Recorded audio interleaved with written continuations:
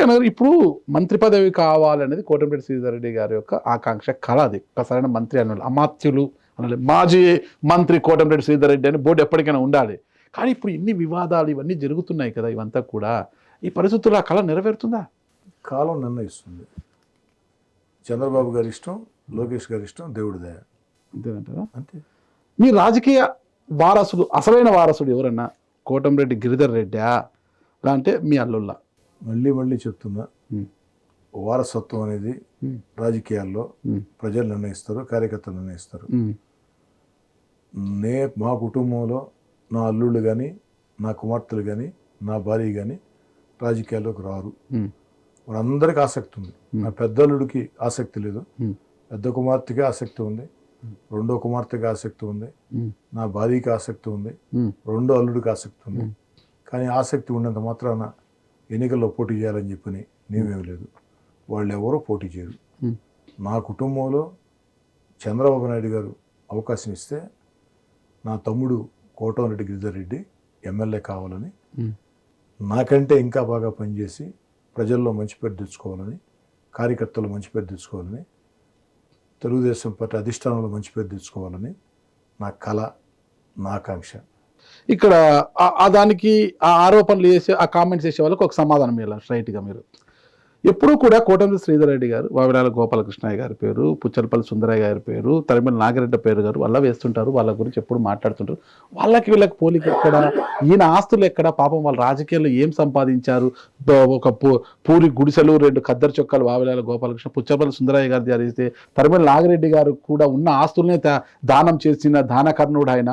అలాంటి వారిని ఇతను మాట్లాడి అతనికి పోలికకు ఒకసారి వాళ్ళ ఇళ్ళకి పోయి చూస్తే అర్థమవుతుంది కదా అని అనేవారికి మీ నుంచి వచ్చే సమాధానం ఏంటి? తరిమల నాగిరెడ్డి గారు, పుచ్చలపల్లి సుందరయ్య గారు, వావిలాల గోపాలకృష్ణయ్య గారు, వారితో నేను ఎప్పుడు పోల్చుకోవాలి. వారి కాలి గోటికి కూడా నేను సరిపోను. ఓకే, వారి కాలి గోటికి కూడా నేను సరిపోను. వారిలో ఉన్న మంచిని ఎంతో కొంత తీసుకోవాలా. వారి మాదిరిగా ఉండలేకపోయినా కనీసం వారి పాద రేణులాగానే ఉండాలా అన్న ఆకాంక్ష. ఓకే, అది తప్ప ఎప్పుడు జనం మధ్యలో ఉన్నాం, జనంకి అందుబాటులో ఉన్నాం, పిలిస్తే పలుకుతున్నాం. ఇవన్నీ ఆ మహానేతల జీవిత చరిత్రలు చూసి నేర్చుకున్నవి. కానీ నేను వాళ్ళ స్థాయి, వారి వారసుడిని చెప్పే అర్హత నాకు లేదు. సగటు రాజకీయ నేతని, దాంట్లో ఎలాంటి అనుమానం లేదు. సగటు రాజకీయ నేత. 2029లో కోటంరెడ్డి శ్రీధర్ రెడ్డి గారు పోటీ చేస్తున్నారా, గిరిధర్ రెడ్డి గారు పోటీ చేయబోతున్నారా? టికెట్ నిర్ణయించాల్సింది చంద్రబాబు నాయుడు గారు, లోకేష్ గారు. ఓకే, నా ఆకాంక్ష అయితే, నా కోరిక అయితే నా తమ్ముడు కోటంరెడ్డి గిరిధర్ రెడ్డి ఎమ్మెల్యే కావాలని, ప్రజల్లో, కార్యకర్తల్లో, తెలుగుదేశం అధిష్టానంలో మంచి పేరు తెచ్చుకోవాలని నా ఆకాంక్ష, నా కళ, దేవుడి దయ. కూటమి అధికారంలోకి వచ్చినట్టే లిక్కర్ కేసు అనేది వైసీపీలో ఒక ప్రకంపనలు సృష్టించింది. ఒక్కరు కాదు, ఇద్దరు కాదు, దాదాపు 11-12 మంది పైన ఇప్పటికే జైలుకి వెళ్ళిపోయారు.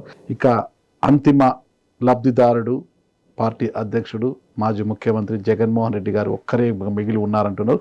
దానికోసం కూడా ఇటు లోకేష్ గారు ఢిల్లీకి వెళ్ళారు ప్రధాని గారితో మాట్లాడడానికి. ఎందుకంటే మోడీ గారికి, జగన్ గారికి చాలా దగ్గర సంబంధాలు ఉంటాయన్న ఉద్దేశంతో త్వరలో జగన్ గారి అరెస్టే అంటున్నారు. లిక్కర్ కేసుని ఎలా చూస్తారు మీరు అసలు? నాగరాజు గారు, లిక్కర్ కేసు వేల కోట్ల దోపిడీ ఒకటే కాదు, కొన్ని కోట్ల మంది ప్రజల ప్రాణాలతో, ఆరోగ్యంతో కూడుకున్న సమస్య. కల్తీ మద్యం, మిగతా అన్ని కుంభకోణాలు, శాండ్ కానీ, మైనింగ్ కానీ, కాంట్రాక్ట్లు కానీ, అన్ని కుంభకోణాల్లో కూడా ఏదైతే రాజకీయ దోపిడీ, అవినీతి, వేల కోట్ల కుంభకోణం. కానీ లిక్కర్ కేసులో వేల కోట్లే కాకుండా ప్రజల ఆరోగ్యాలతో పణంగా పెట్టినటువంటి తీరు, ఇవన్నీ కూడా అత్యంత బాధాకరం. దానికి పాల్పడిన వ్యక్తులు ఏ స్థాయి వ్యక్తులైనా ఖచ్చితంగా ఈ ప్రభుత్వంలో చట్ట ప్రకారం దుందుడు చర్యలు ఉండవు, అక్రమ కేసులు ఉండవు, చట్ట ప్రకారం చర్యలు ఉంటాయి. అయితే మీరు అన్నారు మోడీ గారిని, లోకేష్ గారిని. నాగరాజు గారు, ఈ దేశంలో ఎంతమంది ముఖ్యమంత్రులు మోడీ గారి అపాయింట్మెంట్ కోసం ఎదురు చూస్తున్నారు, వారి క్యాబినెట్లోని మంత్రులు ఎదురు చూస్తున్నారు. ఈ దేశంలో ఒక్క లోకేష్ గారిని తప్ప ఈ దేశంలో ఏ ఒక్క మంత్రినైనా మోడీ గారు కలిసారా, అభినందించారా? పిలిపించుకున్నాను, నువ్వు రావటం లేదని చెప్పారు బహిరంగానే. కుటుంబంతో 2 గంటలు గడిపారు. మళ్ళీ నిన్న అపాయింట్మెంట్. దీన్ని బట్టి మీకు అర్థం కావట్లేదు మీరు ఒక సైడ్ చెప్తున్నా గారు నారా లోకేష్ గారిలో సమర్థ లక్షణాలు ఉన్నాయని 100% నేను ఒక్కడిని చెప్తాను. ఓకే ఓకే నరేంద్ర మోడీ గారు సైతం మెచ్చిన ఈ రోజు నరేంద్ర మోడీ గారిని రాజకీయంగా వ్యతిరేకించే వ్యక్తులు కూడా ప్రపంచంలో ఉన్నటువంటి 5 మంది శక్తివంతులైనటువంటి నాయకుల జాబితాలో మోడీ గారు కూడా ఉన్నారు. అనుమానం లేదు. ఓకే అలాంటి ప్రపంచ నాయకుడు నరేంద్ర మోడీ గారు సైతం నారా లోకేష్ గారిని ప్రోత్సహిస్తున్నారంటే నారా లోకేష్ గారిలో ఆ వ్యక్తిత్వం, ఆ పట్టుదల, ఆ కార్యదక్షత మోడీ గారు అమిత్ షా గారిని సైతం మెప్పించే కేంద్ర జాతీయ నాయకత్వం మొత్తం కూడా నారా లోకేష్ గారిని ప్రోత్సహిస్తున్నారు. ఆ నమ్మకాన్ని నారా లోకేష్ గారు నిలబెట్టుకుంటారు. యువగలం పాదయాత్రకు ముందున్న లోకేష్ గారు వేరు, పాదయాత్ర తర్వాత ముందున్న లోకేష్ గారు వేరు. ఈరోజు ఎటువంటి పేపర్ లేకోకుండా, ఎటువంటి స్క్రిప్ట్ లేకుండా ధైర్యంగా ప్రతి సబ్జెక్టును మాట్లాడగలుగుతారు. ప్రతి సబ్జెక్టును అవలోకనం చేసుకుని మాట్లాడగల శక్తి సామర్థ్యాలు ఉన్న రాజకీయ నాయకుడు ఈరోజు లోకేష్ గారు. నేను ఒప్పుకుంటా, గతంలో అతన్ని వెక్కిరించారు, ఈరోజు ఆ పరిస్థితి లేదు. లోకేష్ గారు చాలా పూర్తిస్థాయి రాజకీయ నాయకుడు, మంచి వాగ్దాటి ఉంది ఆయన కూడా. అయితే ఇక్కడ కూటమి ప్రభుత్వం అంటే ఢిల్లీలో కూటమి నిలబడాలి అంటే ఏపీలో ఉన్న ఎంపీలతో చాలా అవసరం ఉంది. కాబట్టి చంద్రబాబు నాయుడుతో కొద్దిగా క్లోజ్గా ఉండాలి. చంద్రబాబు నాయుడు గారి కుమారుడుగా లోకేష్ గారు ఉన్నారు, మంత్రిగా ఉన్నాడు. కాబట్టి ఒక ఇంచు ఎక్కువగా ప్రేమను నరేంద్ర మోడీ గారు అవసరం కోసం ఒలగబోస్తున్నారు అనుకోవచ్చు కదా.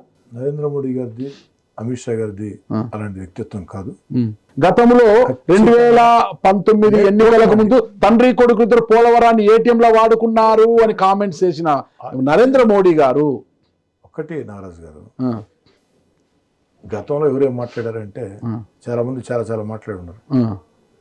ఇప్పుడు ఏం మాట్లాడుతున్నారు అంటే నరేంద్ర మోడీ గారు సైతం లోకేష్ గారిని మెచ్చారు అని నేను అంటున్నాను. దాని ఉదాహరణలు మీకు చూపించాను. అవసరాల కోసం, ఎందుకంటే అవసరాలు ఏముంటాయి, మేము కూటమిలో సభ్యులమే, ఖచ్చితంగా కూటమికే మద్దతు ఇస్తాం. బయటకు వస్తే అవసరాల కోసం బయట ఎందుకు వస్తాము, రాం ఎందుకు వస్తాము. 2019లో కూడా అదే అనుకున్నారు, వచ్చారు. ఒక్కోసారి 19కి ముందు జరుగుతూ ఉంటుంది ఆ విధంగా. అదే మళ్ళీ జరగాలని జగన్ గారు కోరుకున్నట్టు నేను కోరుకోలేదు 2024 ఎన్నికలు అయిపోయినాయి. 2029లో కానీ 2034లో కూడా తెలుగుదేశం పార్టీ కూటమి, తెలుగుదేశం, జనసేన, బీజేపీ ఆంధ్ర రాష్ట్రంలో కలిసికట్టుగా ఉంటుంది. దాంట్లో మీకు ఎలాంటి అనుమానం లేదు. జగన్ గారికి అనుమానాలు ఉన్నట్టు మీరు ఎలాంటి అనుమానాలు పెట్టుకోవద్దు. జగన్ గారి కోరికలు ఆయన కోరికలు అయ్యి మీరు ఎలాంటి కోరికలు పెట్టుకోవద్దు.